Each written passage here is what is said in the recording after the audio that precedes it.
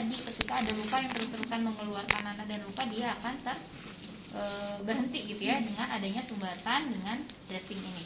Ya, nah untuk jenisnya ini sebetulnya hampir sama, tapi di sini ada berbagai jenis. Di antaranya yang pertama di sini ada sorbak. Nah, sorbak ini dia harus persiapkan alatnya sudah, berarti kita sudah mulai melakukan tindakan. Ini kan posisi dibokong ya. Ibunya kalau misalnya pasiennya dibokong gini, nggak disuruh penggor kiri, tapi biasanya disuruh miring, ya. Sehingga untuk pelaksanaan perawatan luka koronik, khususnya pada pasien-pasien yang area lukanya dibokong, kita butuh asisten. Jadi nggak bisa sendiri. Jadi dibutuhkan teman untuk membantu ya. Oke, nah di sini sekarang misalnya kita akan memulai. Ibunya udah setuju ya. Ini sudah miring ceritanya, udah dibantu sama rekan saya. Misalnya baru kita siapkan alat. Apa yang harus pertama kita lakukan? Cuci tangan berapa langkah? 6. Nah, coba Sin, cuci tangan berapa? Gimana Sin? Pengen LDKM. Yang pertama ambil sabun, terus kita ini sama telapaknya, terus punggungnya, ini, terus sela-sela, terus dikunci, terus ini buang, baru di perbilas. Nah, sudah hafal ya, udah jago ya kalian ya. Nah, di sini kita pasang alas. Nah, alasnya kalau ini kan biasanya untuk alas injek ya, tapi kalau misalnya untuk perawatan luka, di sini harus kita lapisi dengan underpad ya. Jadi kita pasang perlak dulu, baru kita pasang underpad. Nah, biasanya kalau misalnya lukanya di kaki, itu pasien itu kakinya diangkat ke atas, di bawahnya itu disimpan baskom. Ya, biasanya kita guyur pakai air biar nanah darahnya itu turun ke baskom, jadi ke baskom ya.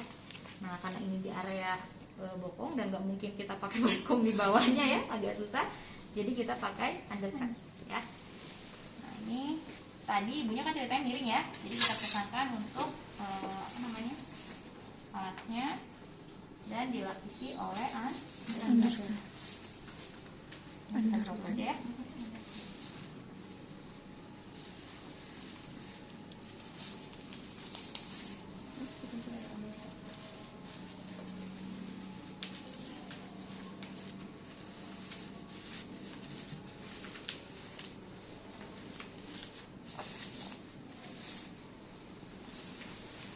Sudah terpasang underpad. Tapi kalau di underpad tetap ya bawahnya harus pakai alas ya, karena takutnya ada rembesan atau ada bocor. Oke, ya. Nah setelah ini baru kita siapkan alat. Ya tadi udah beres ke pasien, kita menggunakan peti untuk perawat ya, darah shock.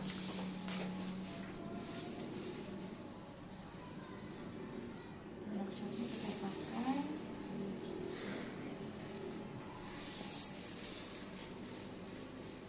Nah, di sini yang harus kita lakukan adalah kita observasi luka.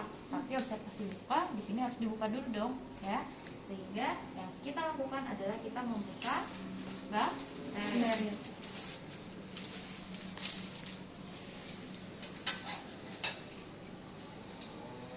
Untuk bakterial ini nanti karena sekarang ya saya kasih tahu, sekarang di rumah sakit nggak boleh pakai yang namanya korentang ya. Teman-teman korentang? Nah, korentang itu udah nggak boleh digunakan, sehingga teman-teman harus lebih kreatif gimana nih caranya kayak ngambil barang ke dalam bakterial gitu ya, atau misalnya nanti saat ujian dicek dulu di dalam bakterialnya sudah sesuai isinya atau belum ya. Oke, nah ini saya buka, ingat ya nggak boleh megang dalam, jadi kita pegang area luarnya. Nah ini tutupnya, ini sesuai kenyamanan teman-teman, bukannya mau kemana, ke kanan atau ke kiri, jangan sampai nanti bingung, ini simpannya kemana ya, misalnya mau simpannya ke arah kiri ya.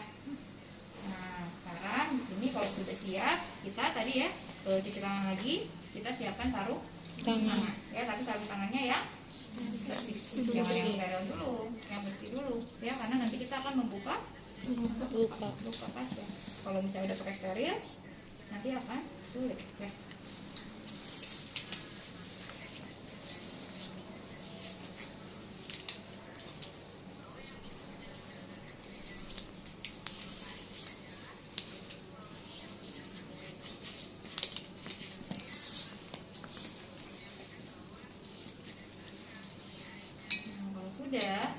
harus ngambil bengkok ya ke pinggir pasien. Caranya gimana biar nggak steril, biar nggak on? Ada yang tahu caranya gimana? Pakai Dalamnya ya, jadi pakai dalamnya. Ini diangkat keluar, baru kita simpan dua. Butuh 2 bengkok ya, satu untuk alat, satu untuk cairan. sampah ya, bahan habis. Nah, jangan lupa di sini teman-teman punya komnya harus dibalikin, tapi tetap pakai dalam apa namanya air.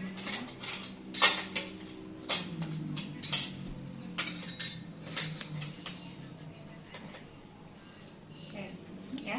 Jadi teman-teman membuka bak steril, teman-teman ambil bengkok, buka, satu lagi. Ada yang kurang nggak? Pinset. Kita ambil Pinset. Ya.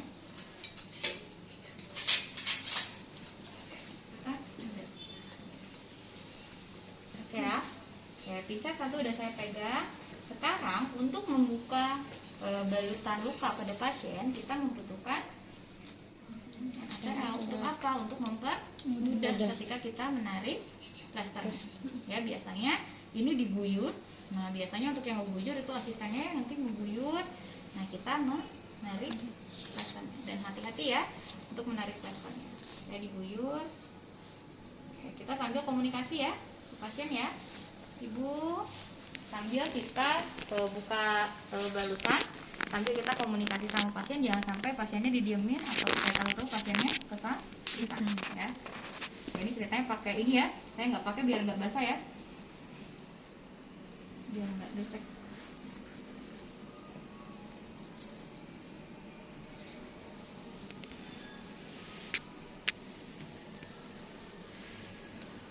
Ceritanya aku jadi pasien. Nah, ini kalau misalnya lukanya dibokong, ini nggak boleh sampai nutupin anus ya.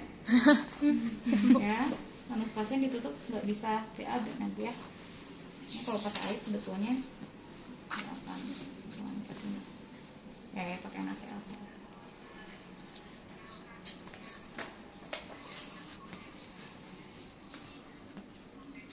Oh, teman-teman pakai tangan juga boleh, tapi jangan pegang luka ya.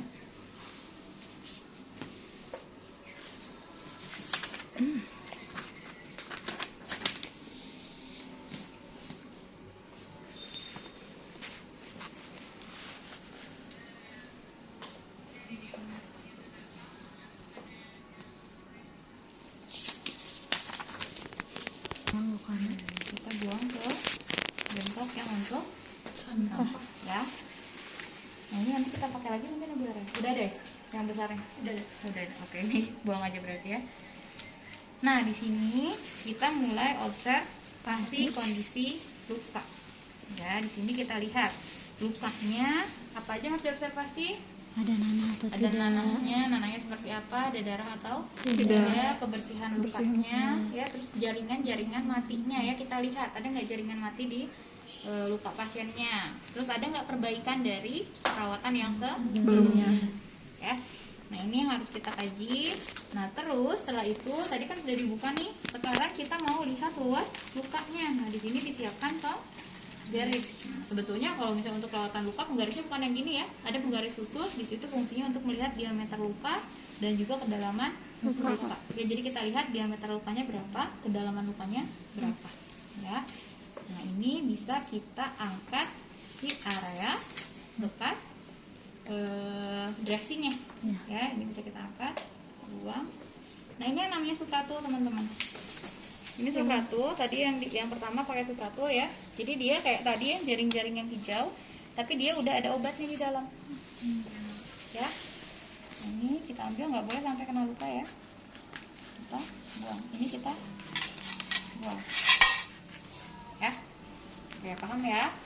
Nah, sekarang kita mulai melakukan perawatan luka dengan bahan yang steril. Nah, sekarang jangan lupa, ini kebanyakan ketinggalan.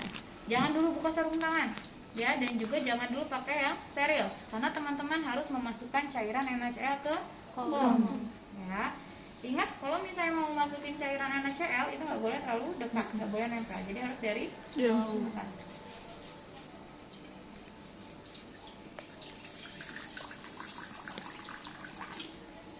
Ya, saya isi satu aja, yang satunya buat yang dilembabin. Ya. Nah, terus kita lihat kondisi lukanya. Kalau misalnya ternyata ada luka yang keluar di situ ada darah terus menerus, maka kita pakaikan betadine. Berarti kita mulai masukin ke pom yang satu lagi. Ya, tapi kalau misalnya tidak ada, berarti cukup NaCl. Paham ya? Sekarang kita buka sarung tangan ya. Jadi kalau misalnya mau buka sarung tangan bersih, sebelum kita pakai sarung tangan steril, pastikan semua yang dibutuhkan untuk di bak steril sudah masuk dalam. Ya, kasaknya, terus tadi kasaknya sudah ada, misalnya ya, terus gunting jaringan, pinset, foam itu sudah ada, berarti boleh kita buka sarung tangan. Ya, lepaskan sarung tangan. Kita pakai sarung tangan steril. Masih ingat pakai sarung tangan steril kayak gimana? Skin to skin dot. Oke.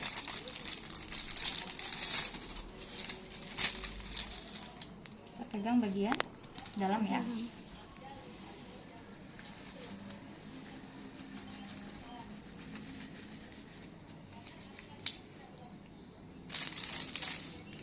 Nah, baru ini kita pegang bagian dalamnya.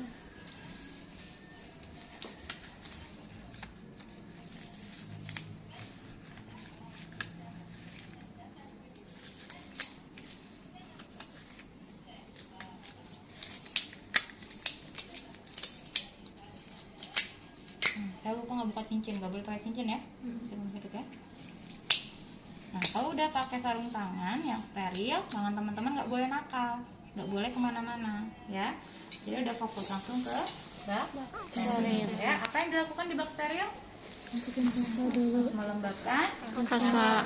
Ya, di sini sesuaikan dengan luka pasien. Kalau kira-kiranya ini pasien kayaknya butuh kasanya banyak, berarti kita siapkan dengan jumlah kasa yang agak banyak, ya. Nah, untuk pemerasan yang ngelembabinnya, ini teman-teman bisa pakai pinset, ya. Tapi kalau misalnya dikejar waktu, kalau ujian nanti pakai pinset ya. Tapi kalau misalnya di rumah sakit nih, teman-teman dikejar waktu dan harus cepet-cepet. Kalau pakai kasa kan agak lama ya. Jadi dia harus benar-benar sampai kering. Nah, kalau misalnya dikejar waktu, tangan kalian kan steril ya. Ini langsung aja dikesiniin. Ya, di sini bisa jadi lembabnya lebih maksimal, ya. Ini kita simpan ke sini, ya. Tapi tetap kalau misalnya sesuai prosedur menggunakan pinset. Pada bisa ya? Panas kasa ya. Semester berapa sih? 22. Master berapa waktu itu belajar lupa? 2.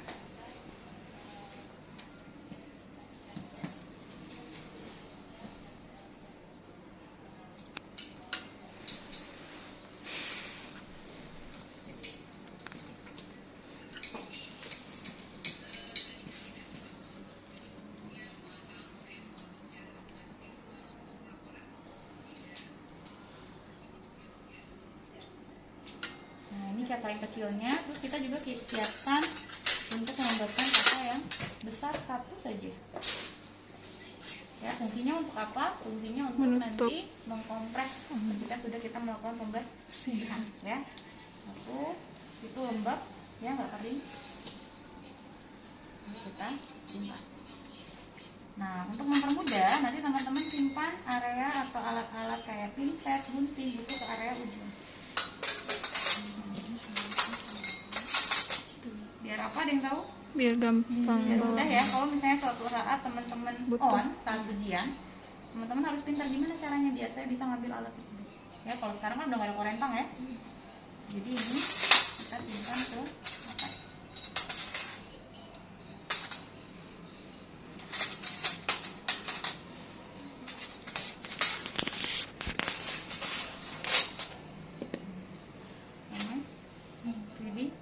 Water bisa untuk nanti dilembabkan, atau bisa kalau misalnya pakai betadine untuk betadine. Ya, jadi bisa kita lembabkan juga untuk baby water.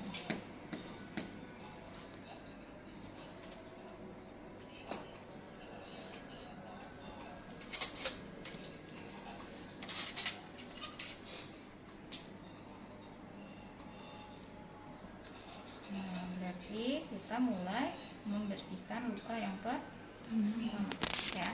Pakai anatomis atau pakai chirurgis?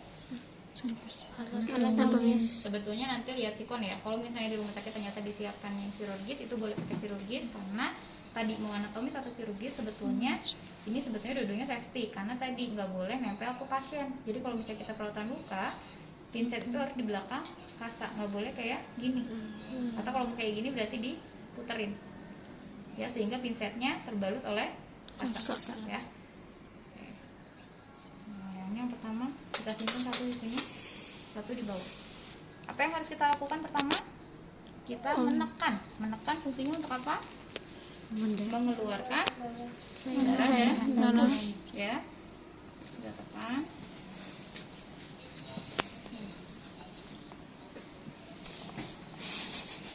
Buang.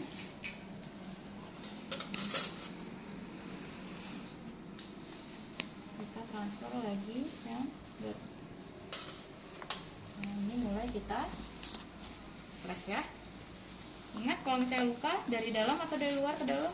Dari dalam keluar. Ya. Dari dalam baru ke Wah.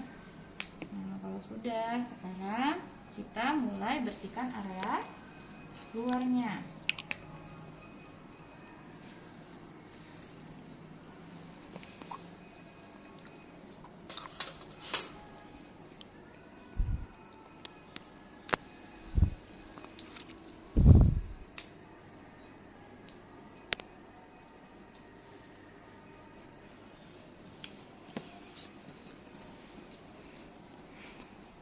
Terakhir, saya punya satu kasa lagi untuk apa?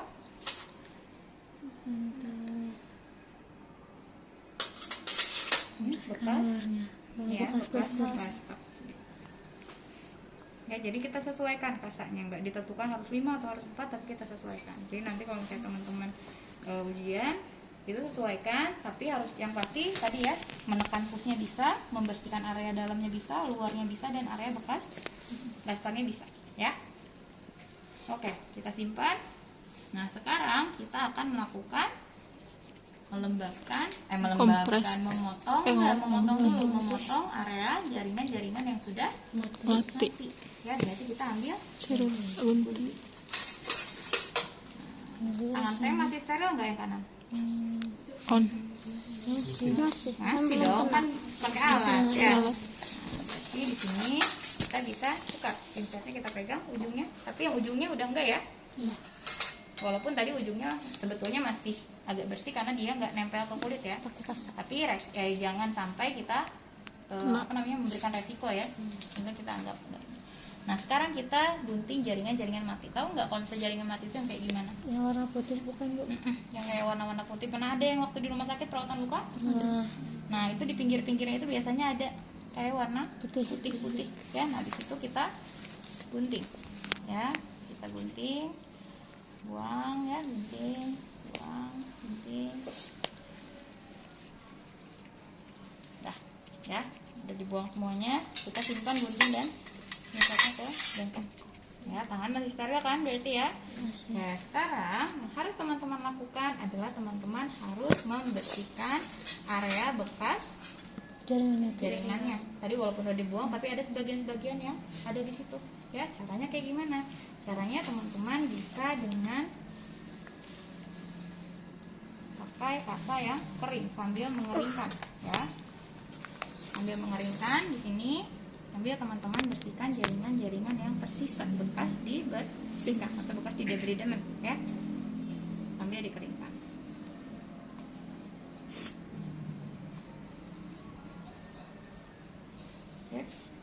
Sudah selesai? Belum. Di sini kita kompres menggunakan kasa yang agak sedikit besar tadi ya, yang sudah kita lembabkan. Dikompres itu ibaratnya, kenapa sih dikompres? Ada yang tahu nggak? Biar nggak terlalu tenang, Bu. Biar lukanya tenang. Nah, ya, karena tadi kan udah kita pijat-pijat ya, dikeluarkan pusnya, di debridement, sama ibaratnya kalau teman-teman habis facial, udahnya di masker, ditenangkan kulitnya ya. Nah, sama kayak luka ya. Jadi luka juga kalau misalnya udah dibersihkan, tadi sudah dipijat pusnya biar keluar, maka kita tenangkan kembali lukanya. Sini kompres. Berapa lama kompresnya? 30 sampai 60 detik ya, kita diamkan dulu sebentar sampai lukanya tenang.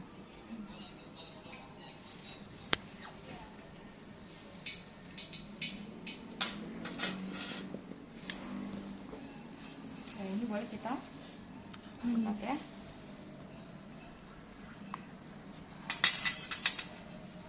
Selesai? Selesai. Selesai nggak? Belum. Apa yang belum selesai? Baru ini. Nah, modern dressingnya ya, apa aja yang harus dimasukin tadi? Sopratul. Apa sih? Oh, tadi nggak disimpan ke situ ya, benar lupa. Nah, ini ya. Jadi tadi ini disimpan di awal. Sorry. Ini kita simpan posisinya nanti saat hujan udah dimasuk di dalam ya. Setelah. Steril juga kan, Bu? Jadi nanti saat hujan udah dalam. Oh, di dalam itu. Ya, nah, di dalam apa namanya? Box steril. Botol steril sama ini. Jadi udah ada dalam bak steril. Ya udah kita siapkan. Bisa disiapkan oleh penguji atau misalnya nanti kalau di rumah sakit teman-teman siapkan di awal, dimasukin ke dalam bak steril. Ya, kalau misalnya sudah siapkan, berarti di sini kita sudah mulai menyiapkan. Kita ambil. Ini kita sesuaikan dengan luka pasiennya. Kalau ini kan terlalu besar ya, sehingga teman-teman nanti bisa menggunting. Ya, oke, ceritanya di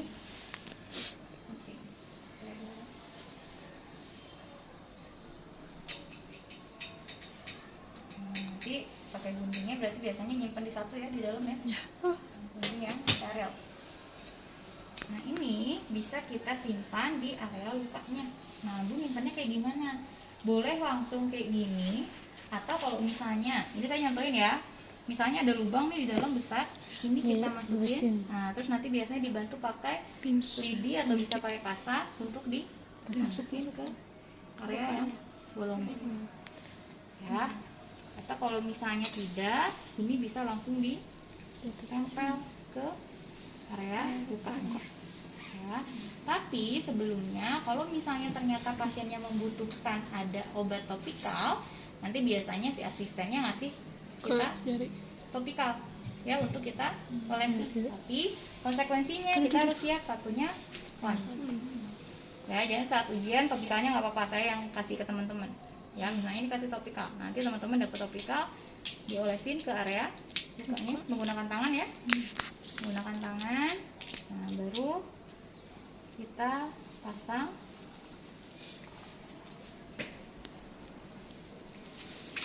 di area lukanya.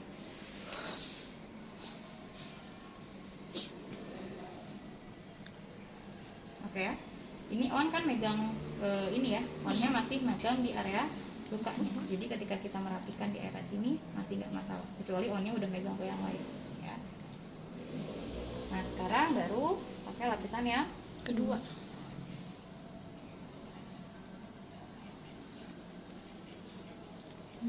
Paham? Paham ya. Nah, kalau udah kayak gini apa yang harus dilakukan? Tutup. Ya. Tutup di sini pakai kasa yang sudah kita siapkan.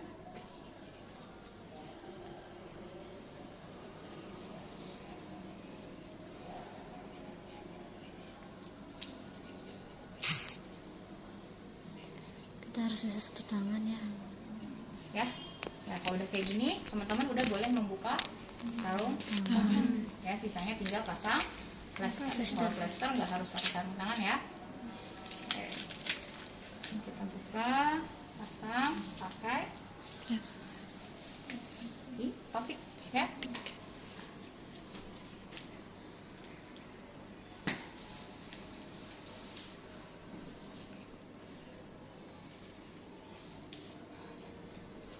Kalau misalnya ini kan harusnya sebenarnya besar ya, nggak boleh double gini ya, jadi harusnya langsung sekaligus satu besar.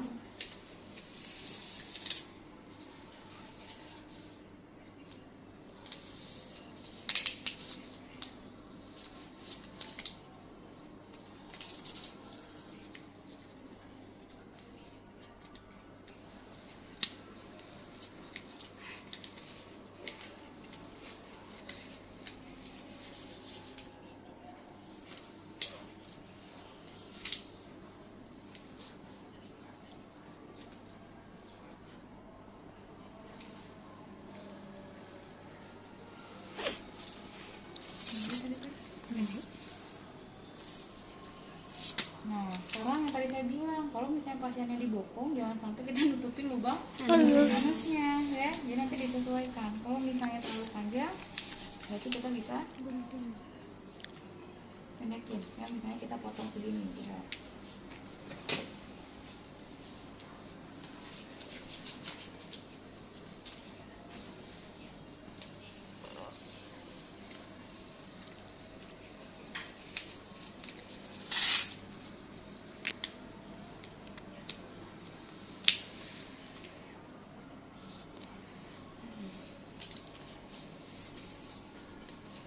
PR-nya kalau dibokong.